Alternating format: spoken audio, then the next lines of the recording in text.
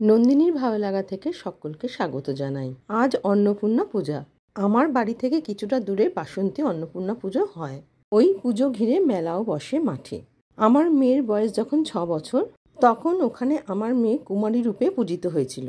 বিশেষ করে মেয়ের বিয়ের আগে মেয়ের সাথেই আমার ওই মেলাতে যাওয়া হতো। দুদিন আগেই ভাবছিলাম মেয়ের সাথে থাকলে মেয়ের সাথে ওই মেলাতে যেতাম আর মায়ের দর্শনও করে আসতাম।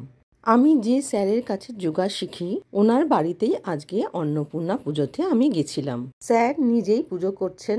অন্নপূর্ণা পুজোর দিন মায়ের সুন্দর রূপ তোমাদের সাথে শেয়ার করলাম। মা সবার মনস্কামনা পূরণ করবে এবং সবাইকে সুস্থ রাখবেন, এই কামনা করি মায়ের কাছে। মায়ের ইচ্ছেতেই সব হয়। ওনার ইচ্ছে না হলে গাছের একটি পাতাও যে নড়ে না। স্যারের বাড়িতে গিয়ে মায়ের রূপ আমার মন ছুঁয়ে গেল।